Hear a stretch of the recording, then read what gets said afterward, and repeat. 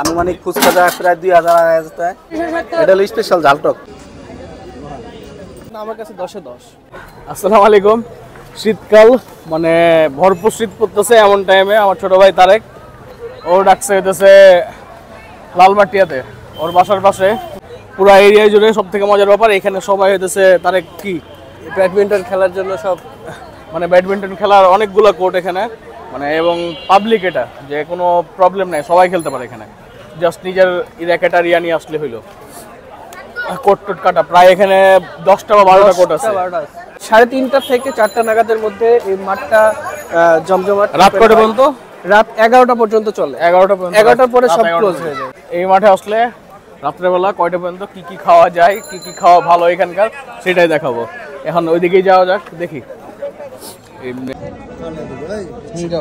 আমার এখানে কয়টা থেকে কয়টা পর্যন্ত আপনি বসেন?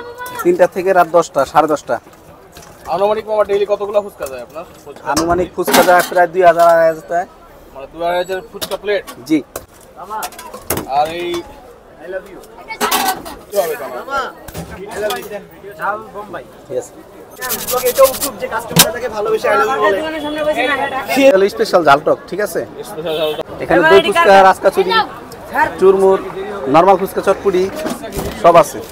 3টা চটপটি দেন আগে। একটা আছে নাগা আর 2টা আছে মনে করেন এটা দই দিছে চটপটি একটা পারবো, ঠিক আছে? মামার এখানে দোকান কয়টা?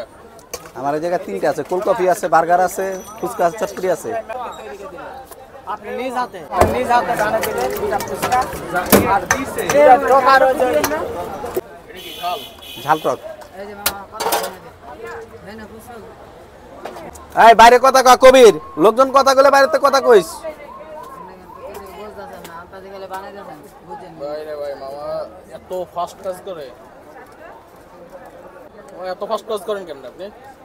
আজকে 22 বছর এই জায়গায়। হ্যালো 22 বছর।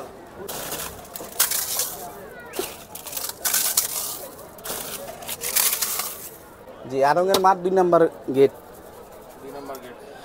দোকানের নাম মামা? মা ফুচকা।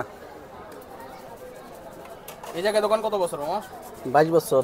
না না এটা আমাদের জায়গায় ফুচকা গোরা মা গান নাই গেল।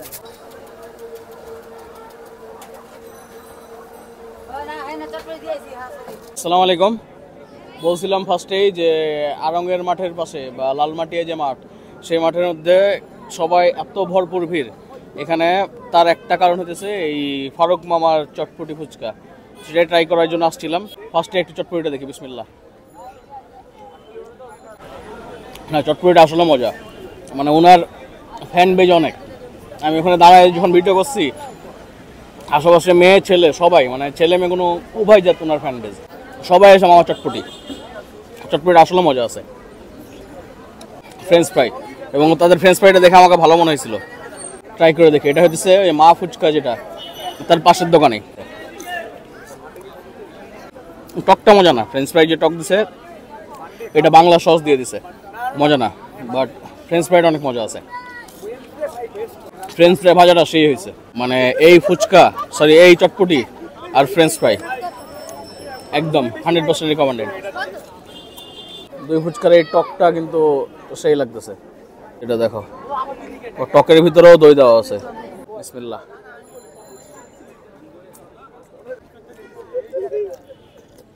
আরঙের টক দই না, এই আরঙের টক দই, এই জন্য টক দইয়ের ফ্লেভারটা আমাকে খুব ভালো লাগছে।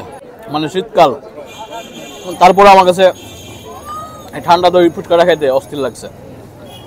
ডিম ফুচকার দাম হচ্ছিল 70 টাকা, আর দই ফুচকা ছিল 100 টাকা বা সামথিং, 100 টাকা 120 টাকা এরকম।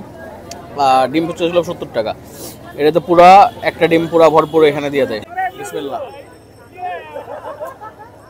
টকটা বিশেষত্ব আমার কাছে যেটা মনে হচ্ছে, টকের ভিতরে আরঙের টক দইটা দিছে তাও, এবং এই জন্য এটা বেশি ভালো লাগছে।